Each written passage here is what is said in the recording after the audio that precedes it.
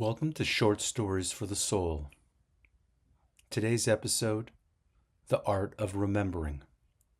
Chapter 1, The Recipe for Happiness. No one in the small town of Maplewood could bake a pie like Mrs. Eleanor Finch. Her pies weren't just famous for their perfectly flaky crusts or their melt-in-your-mouth fillings, but because they were more than just pies. They were memories, captured in pastry and sugared with nostalgia. Each bite was like a hug from a grandmother you hadn't seen in years, or a warm afternoon spent under the sun, the worries of tomorrow far away. Eleanor, or Ellie as she was known to her friends, ran the town's only bakery.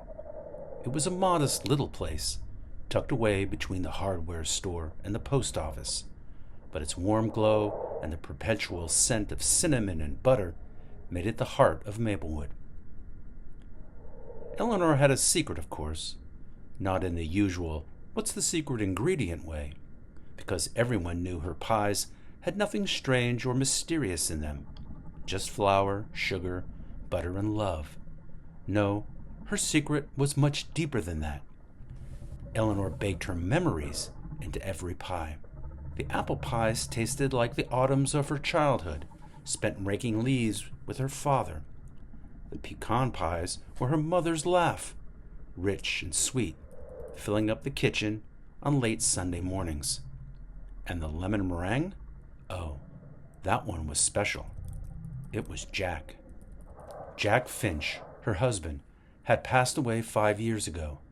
He was the love of her life, the steady hand that kept her grounded, and the man who, despite having never baked a single thing in his life, inspired her most famous pie. His lemon meringue was her tribute to him, tart, sweet, and topped with a light fluff of meringue that always made her think of his cloud-soft hair that had turned snowy white in their later years. But Ellie's pies were more than memories to her customers. They became part of their lives, too. It wasn't uncommon to see someone break down in the middle of a bite, overcome by a long-forgotten memory or a wave of emotions they hadn't expected. Ellie always smiled kindly when this happened, sliding over a napkin and never asking questions. She understood. After all, life had a funny way of sneaking up on you like that. Still, despite all her years of baking joy into the lives of others, Ellie sometimes felt as though her own life was slipping through her fingers like flour. There were moments when she stood at the counter, her hands dusted in sugar, and a wave of melancholy would wash over her. She missed Jack, and the more she tried to recall the sound of his voice, the harder it became to remember. Life, she thought, was like one of her pies. You could gather all the right ingredients, measure them out perfectly, and follow the recipe down to the last detail. But in the end, you couldn't control how it would turn out. You couldn't know until you took that first bite. Chapter 2, The Little Boy and His Dog. It was a chilly November afternoon when the boy and his dog first appeared in Ellie's bakery. She had been rolling out dough, preparing for the evening's rush of customers, when the bell above the door jingled, and a small voice said, "Excuse me, miss." Ellie looked up to see a boy no older than 10, with messy brown hair and wide eyes the color of maple syrup. Beside him, the scruffy dog with one floppy ear sat obediently, its tail wagging lazily. "Yes, sweetheart?" Ellie asked, wiping her hands on her apron. The boy fidgeted, his gaze darting between Ellie and the display case filled with pies. "I don't have any money, but my dog Rufus, he's real hungry, and I guess I am too. Do you think you might have something left over?" Ellie's heart melted faster than butter on a hot skillet. She had always had a soft spot for children and animals, and the sight of a skinny boy and his dog tugged at something deep inside her. "How about you and Rufus share a slice of pie?" she suggested, already reaching for a knife. "On the house." The boy's face lit up. "Really? You mean it?" "Of course. No one should go hungry in this town. She handed him a generous slice of apple pie, and the boy sat at one of the small tables by the window, carefully breaking off pieces and feeding them to the dog under the table before taking a bite for himself. His eyes widened in wonder at the taste. "This is the best thing I've ever eaten," he declared, his mouth full. Ellie smiled, her heart swelling with warmth. "I'm glad you like it." As she watched him eat, she couldn't help but wonder where he'd come from. Maplewood was a small town, and she knew most of the families with children. But this boy was new. A traveler? Or perhaps lost? "Where are your parents, sweetheart?" she asked gently, not wanting to pry, but needing to know. The boy hesitated, his smile faltering for just a moment. "We're on our way to find them," he said quietly, looking down at Rufus. "They went away, but I'm sure we'll catch up to them soon." Ellie's chest tightened. She recognized that look, the guarded optimism of a child who didn't want to admit they were scared. She decided not to press him. Instead, she brought over another slice of pie, this time for Rufus alone. "Well," she said, sitting across from the boy, "you two are always welcome here. Anytime you're hungry, you just come on by, okay?" The boy smiled again, and for the first time in what felt like ages, Ellie felt a spark of something inside her. It was the same feeling she had when she first opened the bakery with Jack by her side, a sense of purpose, of being able to make the world just a little bit better with something as simple as a slice of pie. Chapter 3. The Seasons Change. Over the next few months, the boy, whose name was Sam, became a regular at the bakery. He never had any money, but Ellie didn't mind. She had plenty of pies to spare, and she'd seen the way he and Rufus brightened up when they walked through the door. Maplewood had taken to the boy as well. Miss Winthrop from the post office gave him old sweaters that her son had outgrown. And Mr. Jenkins from the hardware store offered him odd jobs in exchange for a few dollars here and there. But it was Ellie who Sam seemed to gravitate toward the most, spending long afternoons sitting in the corner of the bakery, doing homework, or just talking to Rufus in a low whisper. She learned that Sam had been living with his grandparents in the next town over since his parents had gone missing. They were kind people, but old and tired, and Sam had felt like a burden. So one day he set out with Rufus, determined to find his parents on his own. "I know they're out there," Sam said one afternoon as he helped Ellie peel apples for the day's pies. "They wouldn't just leave me. Something must have happened." Ellie nodded, her heart aching for him. "I'm sure they didn't mean to leave you, sweetheart," she said gently. Sometimes life just happens in ways we don't expect." Sam looked up at her, his brown eyes serious. "Like how your husband didn't mean to leave you?" Ellie froze, the apple slipping from her hands. She hadn't realized Sam knew about Jack. She hadn't talked much about him since he'd passed, and the thought of him still brought a lump to her throat. "Yes," she said softly, after a moment, "like that." Sam was quiet for a long time, and Ellie wondered if she said the wrong thing. But then he spoke again, his voice barely above a whisper. Do you miss him?" Ellie's chest tightened. She missed Jack every day, missed his laugh, his steady presence, the way he used to hum old songs while reading the paper.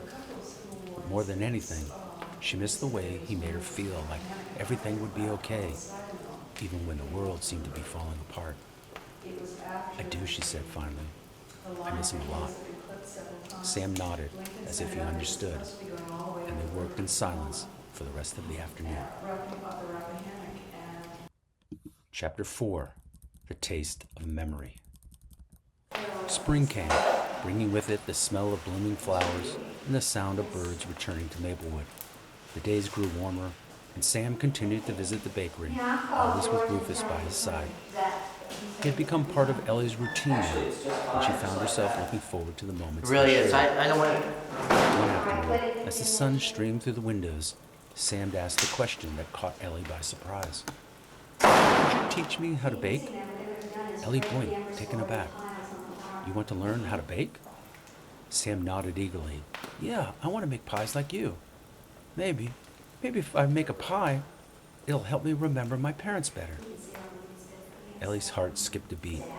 She knew exactly what he meant. Baking had always been her way of remembering, of holding on to the past. Maybe she thought it would be the same for Sam. All right, she said, smiling. Let's start with something simple. They began with an apple pie. Sam was a quick learner, his small hands deftly mimicking Ellie's movements as she guided him through the process of rolling out the dough and slicing the apples.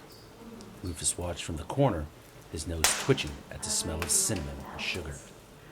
As they worked, Ellie found herself talking about Jack, about the little things she hadn't thought about in years, how he used to leave notes for her around the house, or how he'd always let her have the last bite of dessert, even though she knew he wanted it. She told Sam about the time Jack had tried to surprise her with breakfast in bed and ended up setting off the smoke alarm. Sam laughed, and Ellie realized she hadn't laughed about Jack in a long time. It felt good. It felt like healing. When the pie was finally done, they sat together at the table and shared a slice, the warm, buttery crust flaking apart perfectly. This is amazing, Sam said, his eyes wide with wonder. I can't believe I helped make this. Ellie smiled, watching him take another bite. You did more than help, sweetheart. This is your pie. Sam beamed, and for a moment, everything felt right in the world. Chapter 5. The Road Ahead. Summer came, and with it, a change in the air. Sam had grown taller, his once shaggy hair now neatly trimmed, thanks to Mrs. Thompson, the town's hairdresser. He was starting to look less like a lost little boy and more like a young man, and Ellie felt a pang of pride mixed with sadness. One evening, as they closed up the bakery, Sam turned to her with a serious expression. I think it's time for me to go. Ellie's heart sank. Go? Where? To find my parents, Sam said quietly. I've stayed here too long. I need to keep looking. Ellie opened her mouth to protest, but the words caught in her throat. She wanted to tell him that he didn't have to go, that he could stay in Maplewood and build a life here. But she knew that wasn't her decision to make. Sam had his own path to follow, just as she had hers. She nodded, blinking back tears. I understand. Sam smiled, though it didn't quite reach his eyes. I'll come back, he promised. I'll bring Rufus and we'll visit. And maybe I'll even bring my parents with me. Ellie smiled, though her heart ached. I'd like that. The next morning, Sam and Rufus left Maplewood. Ellie stood at the door of the bakery, watching them disappear down the road, her chest heavy with both sorrow and hope. Life, she thought, was a strange thing. It was impossible to understand while you were living it, impossible to see the whole picture until you looked back. But as she wiped away a tear and turned back to her kitchen, Ellie realized something important. Even if life couldn't be understood in the moment, it could still be lived, fully, completely, and with all the love you had to give. And maybe, just maybe, that was enough. Epilogue. The Art of Remembering. Years passed, the seasons changed, and Maplewood continued on as it always had. Ellie grew older, her hair turned silver, but she never stopped baking. Her pies remained the heart of the town, and people still came from miles around to taste the memories she crafted with love and care. And every now and then she'd think of Sam, wonder where he was, if he'd found his parents, if he was safe and happy. She hoped he was. She liked to imagine him baking pies of his own, passing down the art of remembering to others. And then, one crisp autumn afternoon, the bell above the door jingled, and Ellie looked up to see a young man standing in the doorway. He was tall, with messy brown hair and eyes the color of maple syrup. Beside him, a scruffy dog with one floppy ear sat obediently, its tail wagging lazily. Excuse me, miss, the young man said, grinning. Do you think you might have a slice of pie for an old friend? Ellie's heart swelled. Tears filled her eyes as she smiled. Always, she said softly. Always.